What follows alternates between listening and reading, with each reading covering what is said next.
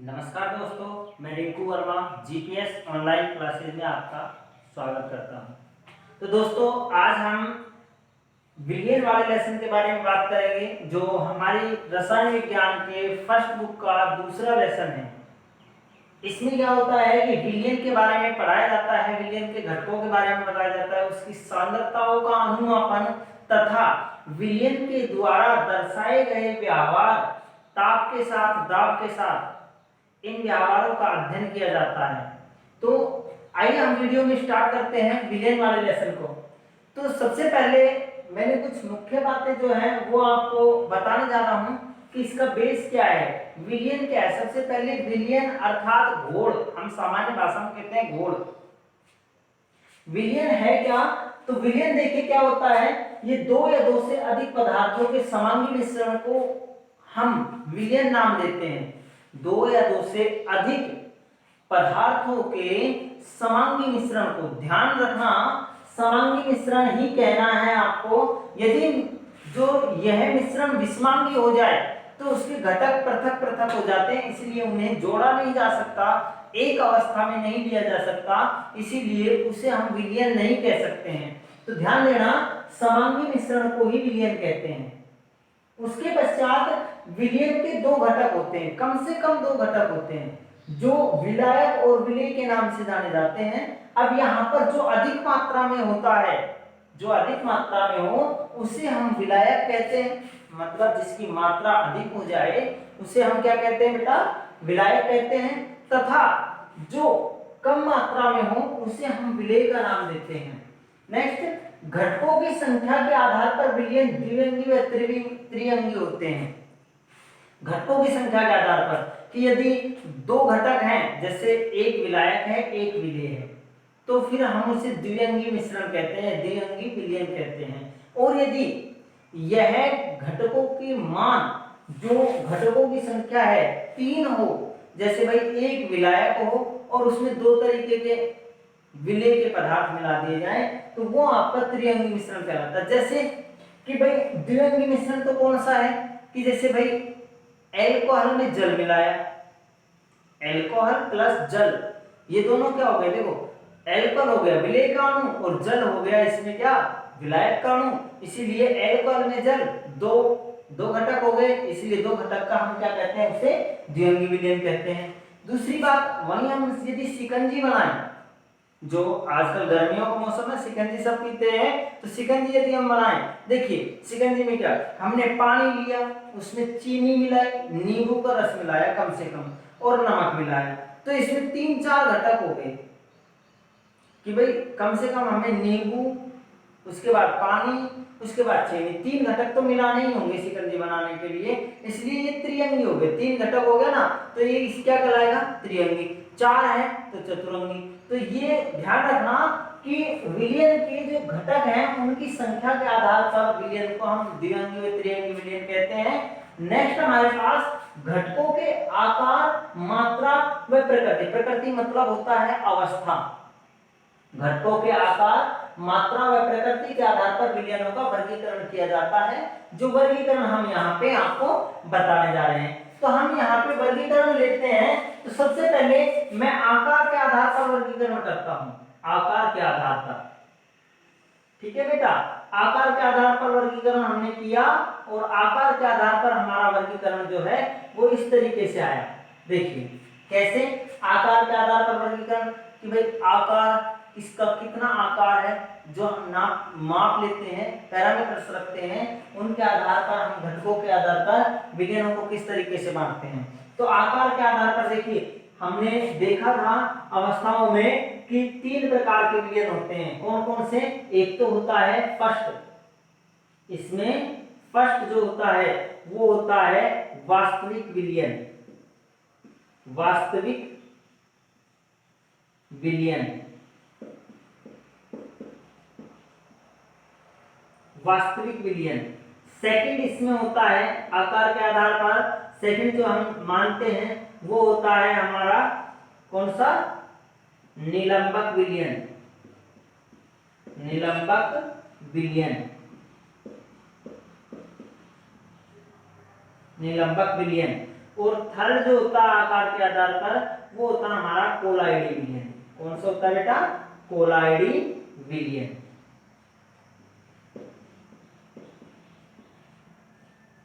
अब देखो वास्तविक विलियन, इसमें आकार जो है बहुत कम होता है, इसीलिए अब ये जो है इसमें दिखता नहीं है हमें कि विलय के कण दिखे नहीं।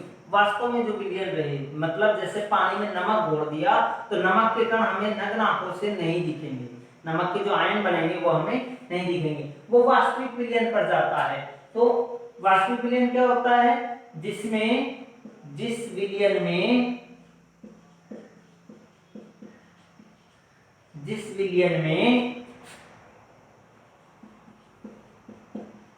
विलेय के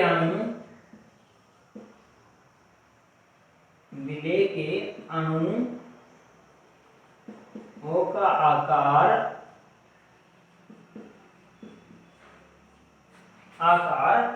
1 nm तक हो, नैनोमीटर तक हो। ठीक है बेटा, 1 nm तक हो। 1 नैनोमीटर बराबर कितना होता है?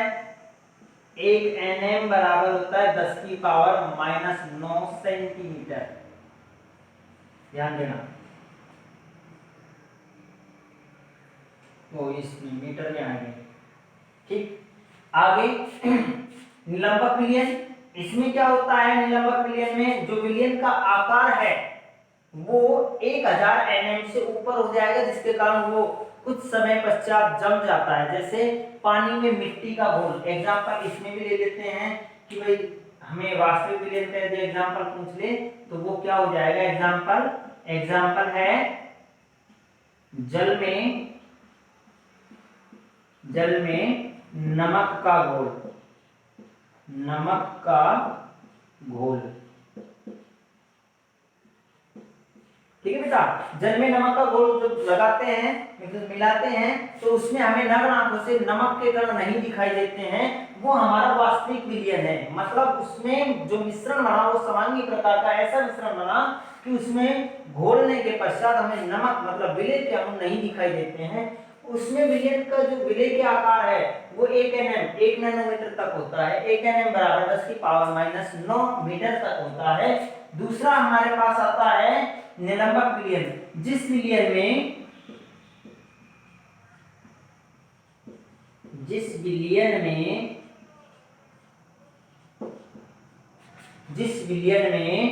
विलय के अणुओं का आकार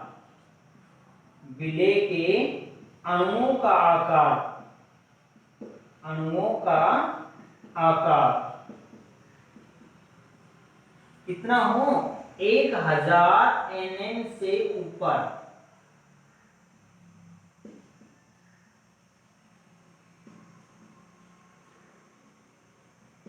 अधिक हो। ठीक बेटा, 1000 nm से ऊपर हो जाएगा तो वो क्या कहलाएगा? आपका निलंबक। इसमें क्या होता है? 1000 ऊपर से, यदि 1000 नैनोमीटर से अधिक यदि विलय के अणुओं का मान है, आकार है, तो उन्हें जब हम जल में घोलेंगे, हम जब विलायक में घोलेंगे तो कुछ समय पश्चात वो निथर कर पेंदे में बैठ जाएंगे। इस पेंदे में बैठने की क्रिया को निलंबन क्रिया कहते हैं, और इसी के आधार पर इसका नाम हमें निलंबक विलयन पढ़ा जाता है। क्या कि जब हम विलय के अणुओं को विलायक में मिलाते हैं तो विलय के कणों का आकार अधिक होने के कारण कुछ समय पश्चात स्थिर विलयन में विलय के अणु पेंदे में बैठ जाते हैं।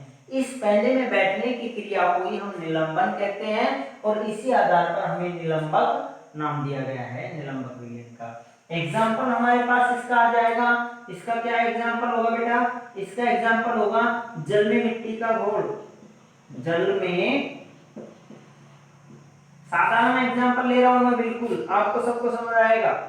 जल में मिट्टी का घोल,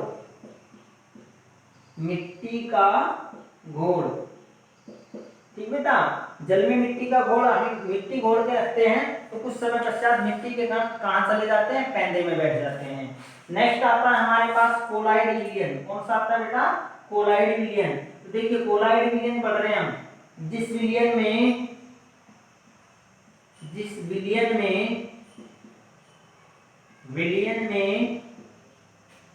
विलेय के कणों का आकार 1 nm से 100 nm, 1000 nm, 1000 nm, 1 nm से 1000 nm तक हो।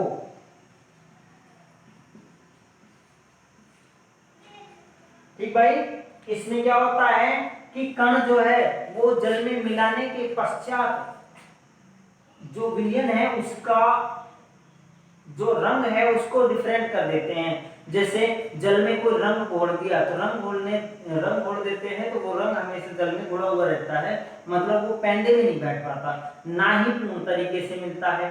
जैसे भाई पूर्ण तरीके से कौन मिला, नमक मिला, तो नमक ने रंग थोड़ी परिवर्तित किया। ऐसे ही यहाँ पर यदि हम जल में कोई रंग मिला देंगे, रंजक मिला देंगे, तो वो रंजक क्या हो जाते हैं गाइस, वो पोलाइड आकार के होने के कारण वो हमेशा विलयन में मतलब विलायक में हमेशा घूमती रहेंगी, टेढ़ी मेढ़ी गति करती रहती हैं, जिसके कारण हमें उसका रंग जो है स्पष्ट नजर आता रहता है। तो इसका एग्जांपल क्या हो जाएगा बेटा, कोलाइड विलयन का। कोलाइड विलयन के बहुत सारे एग्जांपल हैं, जैसे हमारे पास है जल में रंजकों मतलब रंजकों का घोल।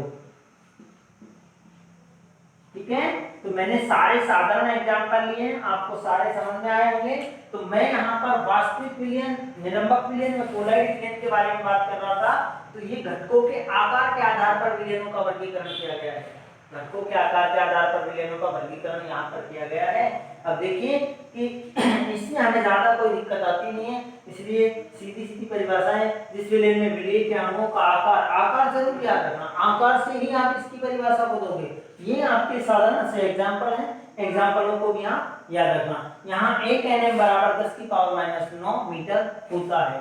तो हमने आकार के आधार पर देख लिया, अब देख लेते हैं मात्रा के आधार पर। मात्रा मतलब किसकी कितनी मात्रा है उसके आधार पर।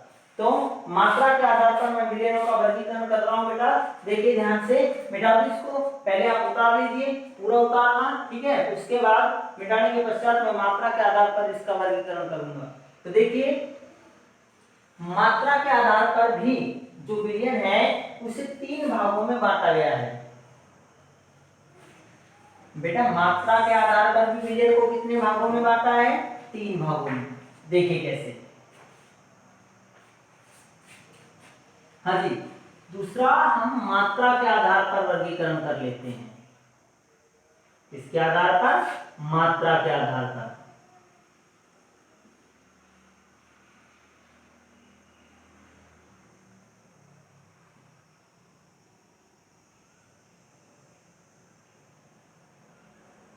मात्रा के आधार पर विलयन 3 प्रकार के होते हैं। इसमें फर्स्ट आता है,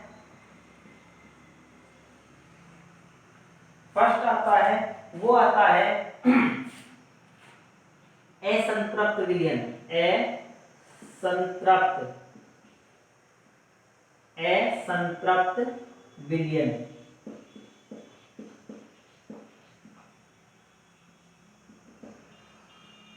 असंतृप्त विलयन मतलब सीधी सी बात है, इसमें विलेय तथा विलायक जो है उसमें क्या होता है कि विलायक में उसी ताप पर विलेय के अणु और अधिक संख्या में मिला दिए जाए। कि भाई पहले हमने विलयन बना लिया, उसके पश्चात उसी ताप पर और घोलने की क्षमता यदि विलायक रखता हो और विलेयता का गुणनफल रखता हो तो वो कहलाता है आपका असंतृप्त विलयन। असंतृप्त मींस साधारण सी भाषा का एग्जांपल मैं देता हूं बिल्कुल आपके अनुसार का, कि भाई जैसे हमें प्यास लगी हुई है, गर्मियों का मौसम है, हमें प्यास लग रही है और हमें प्यास है 2 गिलास पानी की। कितने गिलास पानी की? 2 गिलास पानी की। और जब हमने कहा कि हमें पानी चाहिए, हमें पानी पिला दीजिए, तो आपको जो पानी पिलाने वाला है उसने केवल 1 गिलास पानी पिलाया। आपको प्यास कितने की थी? 2 गिलास पानी की। और आपको कितना मिला, 1 गिलास पानी। वही कंडीशन यहाँ पर, 1 गिलास पानी मिला तो आप असंतृप्त रहे, मतलब अभी आपकी प्यास पूरी तरह बुझी नहीं है। हाँ, सांत्वना मिल गई कि हाँ मुझे पानी मिल गया, लेकिन पूरी तरीके से आपकी प्यास नहीं बुझी। 1 गिलास और मिल जाता तो आप तृप्त हो जाते, मतलब आप संतृप्त हो जाते। ऐसा ही कंडीशन इसमें होता है कि भाई जब हमने विलयन बना लिया और विलयन बनाने पर विलय के अणुओं की मात्रा बहुत कम रखी, अब कंडीशन क्या है कि हम उसी समय उसी ताप पर और अधिक मात्रा में विलय के अणु मिला सके, ऐसा विलयन होता है असंतृप्त विलयन। अर्थात मैं सीधा कह सकता हूं वह विलयन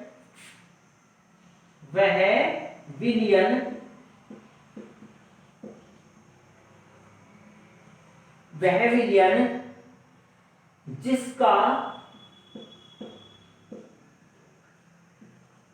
विलेयता गुणांक, ये बताऊंगा मैं आपको, विलेयता गुणांक, इसे केएसटी के नाम से जानते हैं। ठीक है, विलेयता गुणांक का मान,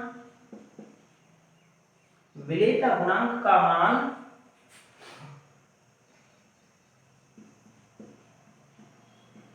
विलयन के घटकों के सांद्रता गुणनफल, सांद्रता गुणनफल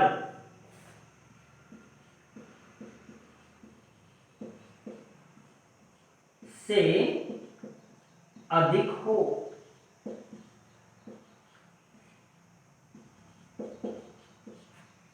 अधिक हो असंतृप्त विलयन कहलाता है। देखिए दोबारा सुनिए, वह विलयन जिसका विलेयता गुणांक, विलेयता गुणांक अर्थात विलेयता गुणांक उसे कहते हैं जो विलेय करने की क्षमता रखता हो, घोलने की क्षमता रखता हो। घोलने की क्षमता, किसी विलयन की घोलने की क्षमता को विलेयता गुणांक कहते हैं, या किसी विलायक की घोलने की क्षमता को क्या कहते हैं बेटा, विलेयता गुणांक। तो घोलने की क्षमता का मान विलयन के घटकों की सांद्रता से अधिक हो, कि भाई घटकों की सांद्रता कम है और अधिक मिलाया जा सके उसी ताप पर। अर्थात हम कह सकते हैं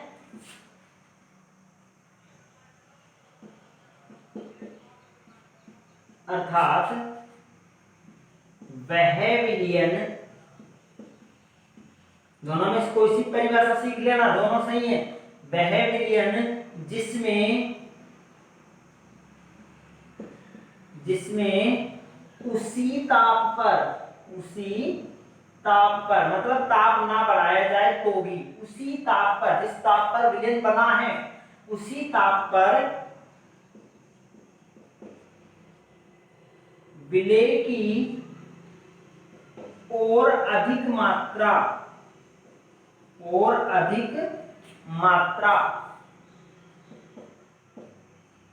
मिलाई जा सके,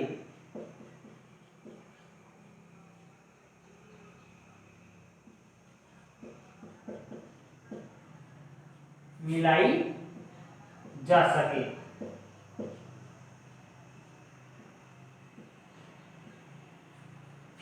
और अधिक मात्रा मिलाई जा सके, असंतृप्त विलयन कहलाता है। असंतृप्त विलयन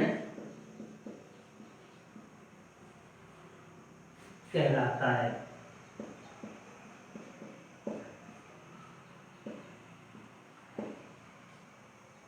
एग्जाम्पल,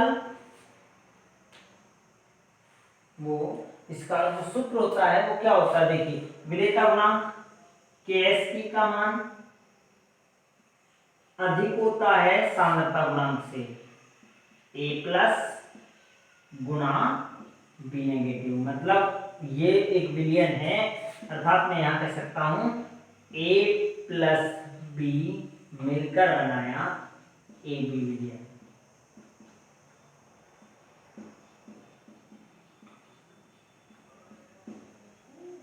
एक मान लिया मैंने विलायक और दूसरा मान लिया मैंने विलेय। ठीक बेटा, ये कंडीशन है। तो ए बी मतलब विलेय और विलायक घटकों की जो सांद्रता गुणनफल है उसका मान विलेयता गुणांक से कम रह जाता है, या विलेयता गुणांक का मान सांद्रता गुणनफलों से अधिक हो जाए तो वो आपका कौन सा विलयन कहलाता है? असंतृप्त विलयन। ये सूत्र इसलिए लिखा है क्योंकि ये पूछा गया था कि असंतृप्त विलयनों के लिए सूत्र प्रतिपादित कीजिए, सूत्र पुटअप कीजिए, सूत्र लिखिए। ठीक है, तो ये चीज हमें लिखी गई है। नेक्स्ट हमारे पास दूसरा जो आता है वो आता है बेटा कौन सा? दूसरा हमारे पास आता है सेकंड संतृप्त विलयन। क्या आता है? संतृप्त विलयन।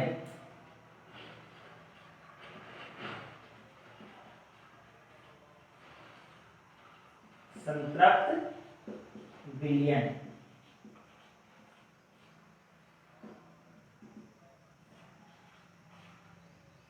हाँ जी, देखिए संतृप्त विलयन मीन्स कि हमें जितनी प्यास थी उतना पानी मिल गया। जैसे मैंने कहा था 2 गिलास की प्यास थी, 2 गिलास मिल गया, अब और अधिक नहीं चाहिए मुझे, और अधिक नहीं पीना, तो मैं क्या हूं? संतृप्त हूं।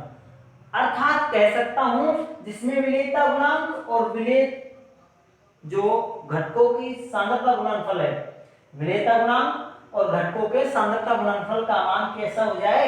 बराबर हो जाए, वो क्या कहलाएगा? आपका संतृप्त विलयन। अर्थात कह सकते हो कि वह विलयन जिसमें उसी ताप पर विलेय की और अधिक मात्रा ना मिलाई जा सके। कह सकते हैं वह विलयन जिसमें उसी ताप पर विलेय की और अधिक मात्रा ना मिलाई जा सके संतृप्त विलयन कहला जाएगा। तो परिभाषा लिख लेते हैं, वह विलयन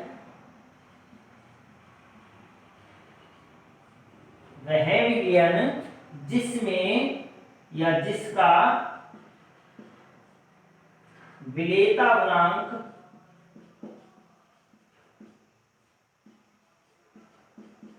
मतलब विलेय अणु मिलाने की क्षमता Ks की, विलेयता गुणांक का मान विलयन के घटकों के सांद्रता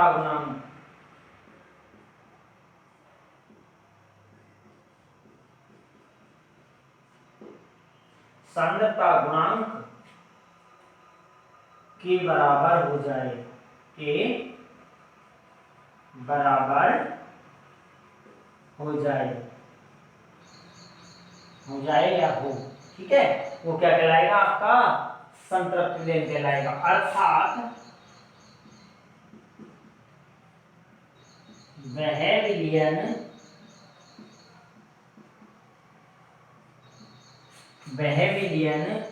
जिसमें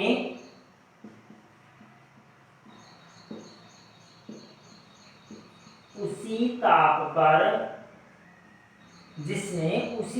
पर विलेय की और अधिक मात्रा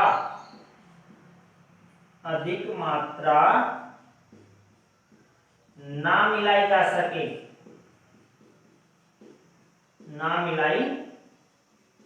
जा सके। ठीक बेटा, क्या कहलाएगा? वो आपका संतृप्त विलयन कहलाएगा।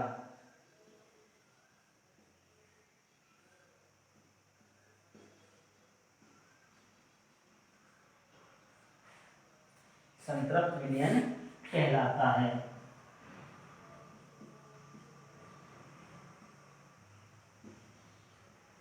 अर्थात हम इसका सूत्र कैसे लिखेंगे भाई? KSP किसके बराबर हो जाता है?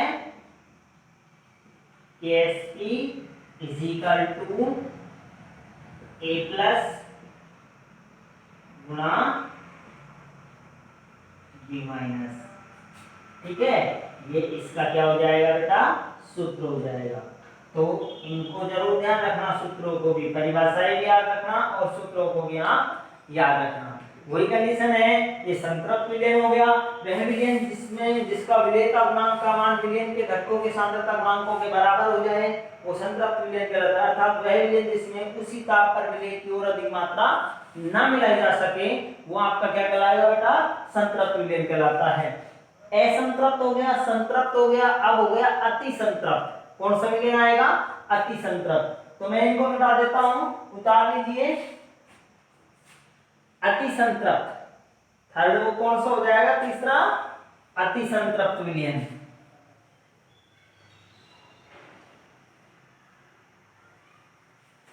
तीसरा विलयन हो जाएगा आपका अति संतृप्त विलयन।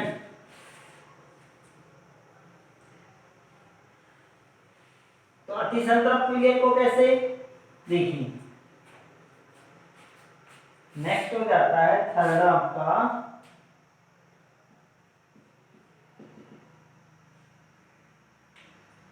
अति संतृप्त विलयन। अति संतृप्त विलयन।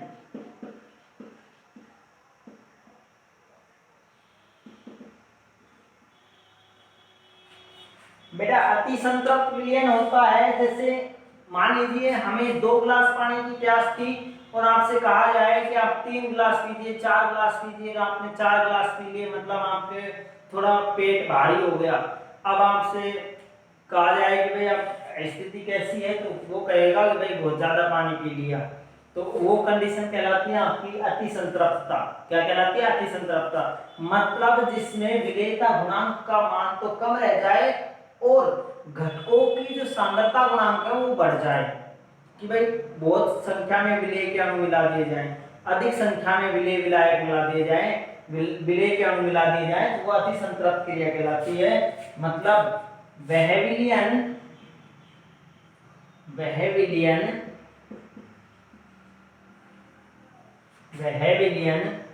जिसमें विलेयता गुणांक का मान, विलेयता गुणांक मतलब KSP, विलेयता गुणांक का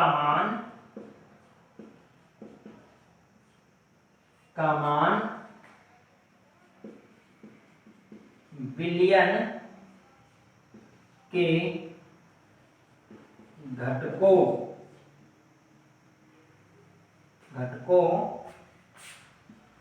के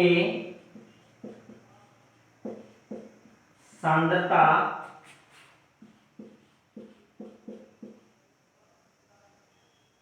गुणनफल, सांद्रता गुणनफल या सांद्रता गुणांक, ठीक है, सांद्रता गुणनफल से कम हो, अर्थात वह विलयन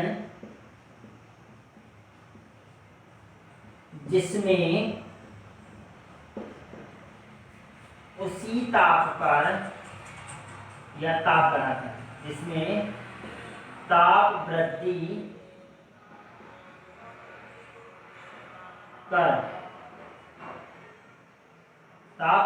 कर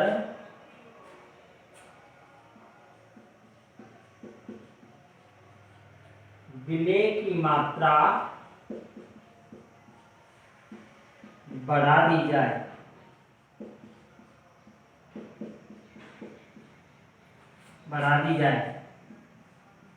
तो अति संतृप्त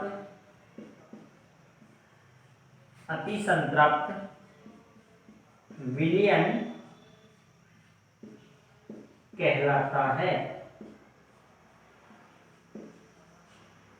कंडीशन देखिए, इसमें सूत्र क्या होगा कि KSP का मान कम रह जाएगा बेटा, KSP का मान कैसा रह जाएगा, कम रह जाएगा, और सांद्रता गुणांकों का मान बढ़ जाएगा।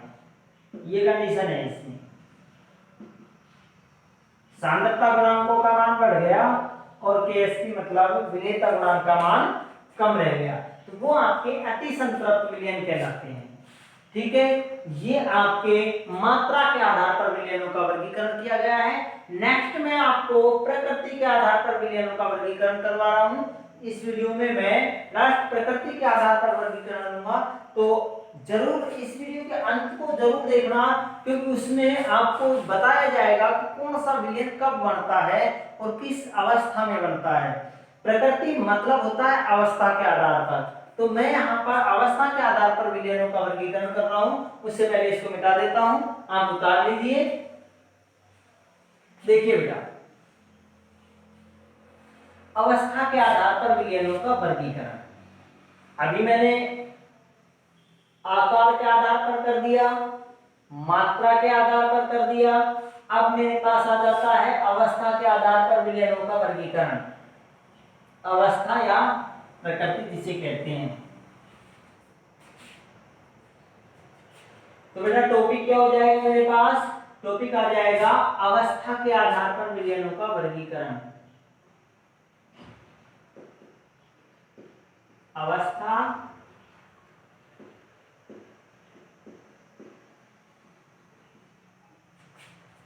के आधार पर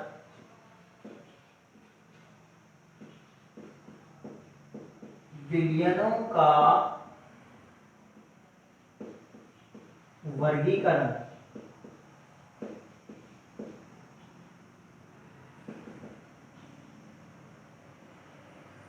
देखिए बेटा, जो विलयन की अवस्थाएं होती हैं, विलयन की अवस्थाएं होती हैं तीन, और इन तीन अवस्थाओं में जो घटक मिलाए जाते हैं, उन घटकों की अवस्था के आधार पर वैसे तो 9 प्रकार के बनते हैं विलयन, लेकिन एक विलयन को मान्यता नहीं दी जाती है, और इस तरीके से 8 ही प्रकार के विलयनों को पढ़ा जाता है। एक विलयन लिखवाऊंगा जरूर, लेकिन वो विलयनों के प्रकार में नहीं आता है, वो वायुमंडलीय मिश्रण कहलाता है। क्या कहलाता है बेटा? वायुमंडलीय मिश्रण कहलाता है, उसे विलयन नहीं कहते हैं, क्योंकि उसमें समांगी जो है वो अवस्था नहीं टूटा पड़ती है। ठीक है, अवस्थाएं अलग हो जाती हैं, समांगी प्रकृति नहीं कर पाती, इसलिए उसको हम विलयन नहीं कह पाते हैं। तो यहाँ पर एक सारणी बना लीजिए आप। सारणी देखिए किस तरीके से बनानी है कि पहला क्रम संख्या रखना,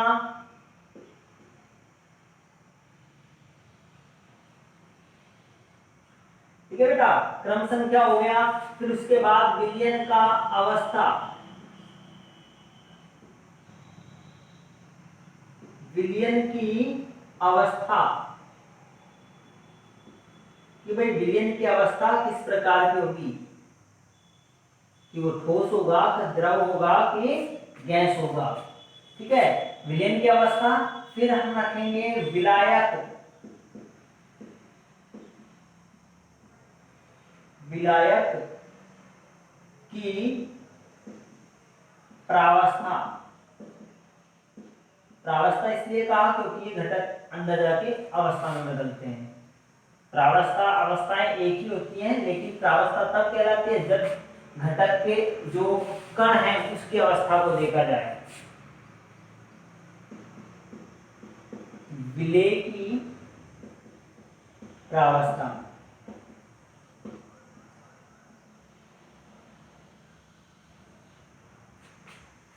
ठीक है। उसके बाद एग्जाम्पल, उदाहरण।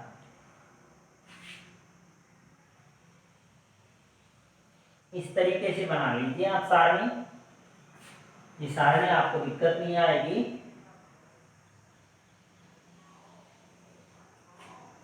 देखिए, अब इसे आप 3 भागों में चेंज कर दीजिए।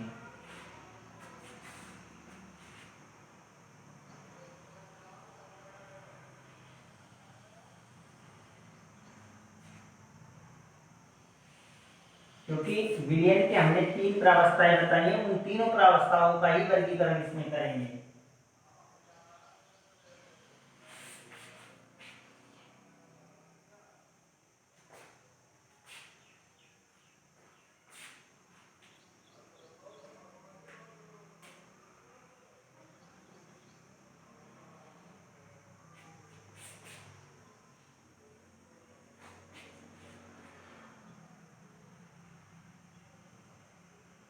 इस तरीके से इनको तीन तीन भागों में बांट दीजिए, क्योंकि तीन प्रावस्थाएं हो जाएंगी।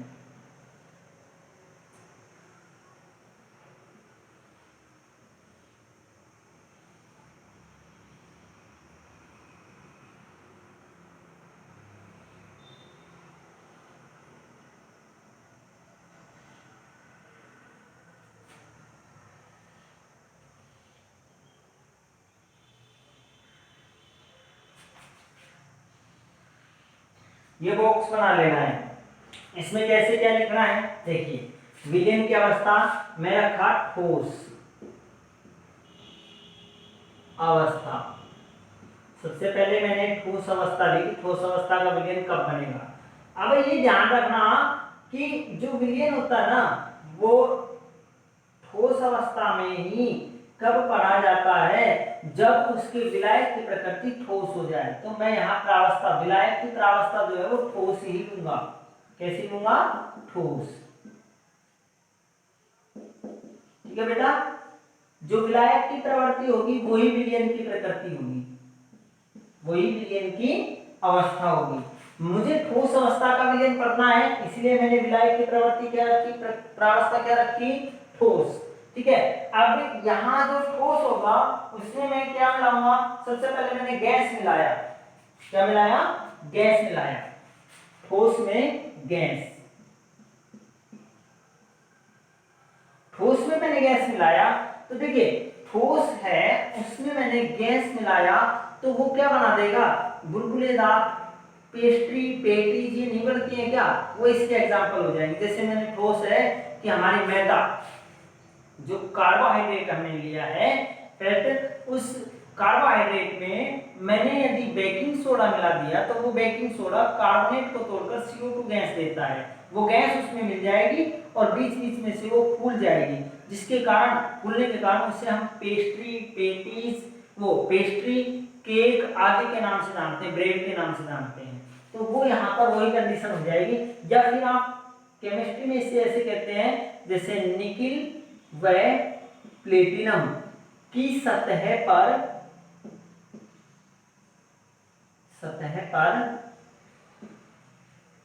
H2 गैस का मिश्रण।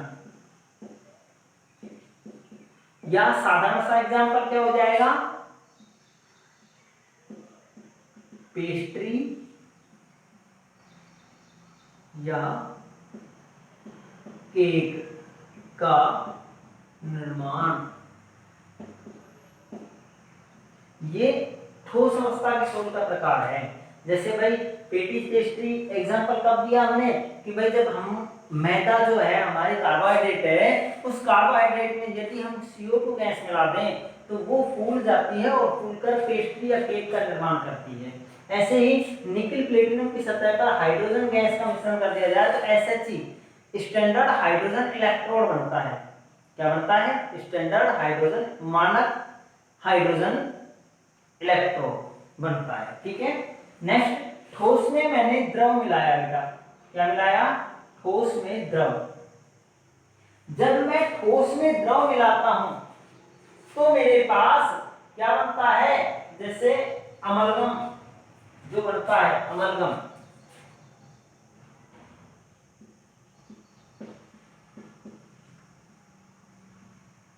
ठोस में द्रव मिलाया, जैसे मैंने गोंद है, रेजिन गोंद है, उसमें मैंने द्रव पानी के थोड़े से कणों को मिलाया, तो वो गोंद कैसा हो जाएगा, जेली के समान अवस्था आ जाएगी। जैम या जेली का निर्माण होता है, जैम या जेली। जो टमाटर का सॉस है वो इसी में आता है कि ठोस जो कण होते हैं उनमें पानी के छिड़काव से, पानी मिलाने पर वो जो जैम जेली बनती है, वो इस अवस्था के विलयन को कहते हैं। नेक्स्ट, ठोस में ठोस मिलाया जाए तो क्या बनता है बेटा, मिश्र धातु। क्या बनता है, मिश्र धातु।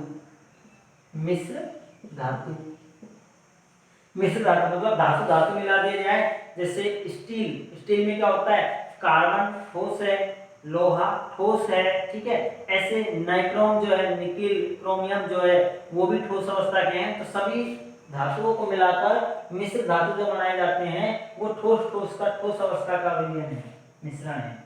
ठीक है, नेक्स्ट मैं अवस्था रखता हूं बेटा, कौन सी नेक्स्ट अवस्था मेरे पास आती है, मैंने माना द्रव अवस्था ले लेता हूं। कौन सी अवस्था ले लिया? द्रव अवस्था। द्रव अवस्था रखी मैंने। अब द्रव अवस्था रख ली तो विलायक की अवस्थाएं क्या हो जाएंगी? द्रव। कैसी हो जाएंगी? द्रव। विलायक की अवस्था कैसी रखनी है हमें? द्रव रखनी है, द्रव रखनी। अब द्रव में मैंने इसी की तरह विलेय क्या गैस मिला दी, द्रव में गैस मिलाया मैंने, जैसे पानी में गैस खूब पीते हो आप, कोल्ड ड्रिंक्स सॉफ्ट ड्रिंक्स जो बनती हैं वो पानी में गैस ही तो है। जो मीठा पानी है उसमें CO2 गैस, SO2 गैस आदि गैसें मिलाई जाती हैं, जिसके कारण जो आपकी सॉफ्ट ड्रिंक्स है, कोल्ड ड्रिंक्स जो बनती हैं वो सब इसी में आती हैं। कोल्ड ड्रिंक्स जो है, सॉफ्ट ड्रिंक्स इसका एग्जाम्पल हो जाएगा कि भाई द्रव में हमने गैस मिलाया। या जल में ऑक्सीजन का मिश्रण, कि भाई पानी जो है हमारा उसमें ऑक्सीजन रहती है, तभी तो बायोलॉजिकल ऑक्सीजन डिमांड इसमें से ली जाती है। कोल्ड ड्रिंक्स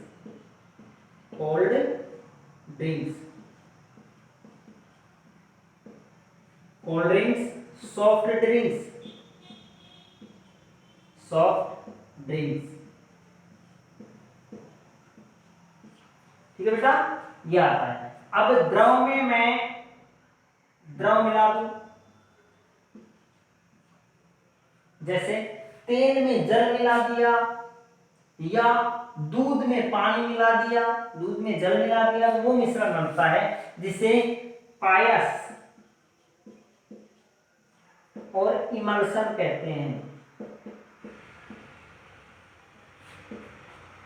जैसे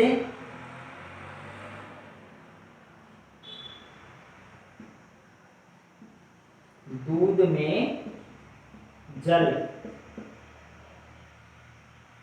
या तेल में जल। ठीक है, तो ये जो है इमल्शन पायस इसी में बनते हैं। नेक्स्ट है द्रव में मैंने ठोस मिला दिया तो क्या बने, जैसे पानी है उसमें चीनी मिला दिया मैंने, पानी में चीनी मिलाना ये है द्रव में ठोस का एग्जांपल। या पानी में नमक मिलाना ये आ जाएगा, जैसे जल में NaCl या जल में चीनी शर्करा जिसे कहते हैं, चीनी का घोल। ठीक है बेटा, ये इसमें आ जाएगा। नेक्स्ट हमारे पास मैं ले लेता हूं कि भाई गैस अवस्था जो है,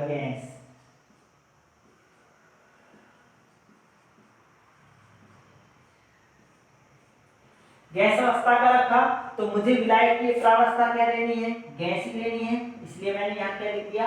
गैस और गैस। अब गैस में मैं गैस मिलाता हूं तो गैस में गैस का जो है ना, वो ध्यान देना, गैस में गैस का जो मिश्रण बनता है यह वायुमंडलीय मिश्रण कहलाता है। ये कहलाता है बेटा वायुमंडलीय मिश्रण, नहीं कि विलयन। वायुमंडलीय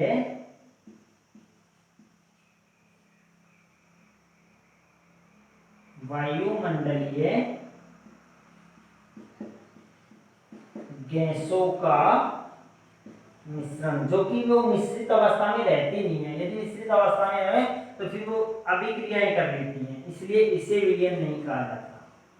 यह विलयन का प्रकार नहीं, विलयन का प्रकार नहीं राउल्ट के अनुसार। ठीक है, एक वैज्ञानिक था विलयन बनाने वाला, विलयन की जो अवस्थाएं बताने वाला था वो राउल्ट था। राउल्ट के अनुसार यह जो है वो गैस के मिश्रण को हम विलयन नहीं कह सकते, उसे वायुमंडलीय मिश्रण कहते हैं। नेक्स्ट, गैस में मैं मिला देता हूं द्रव। अब गैस में द्रव तो कोहरा जो आपके धुंध पड़ती है वो इसमें आती है कि भाई जो वायुमंडल है उसमें नमी के कारण जल के छोटी छोटी बूंदे यदि मिल जाएं तो कोहरा या धुंध पड़ती है, वो है यहाँ पर गैस में द्रव का मिश्रण। जैसे N2 में क्लोरोफॉर्म, आपके यहाँ एग्जाम्पल आ जाएगा नाइट्रोजन में क्लोरोफॉर्म, क्लोरोफॉर्म को नाइट्रोजन में मिलाकर रखा जाता है या क्लोरोफॉर्म, ठीक है। दूसरा कोहरा, इसका मिश्रण है, ठीक है।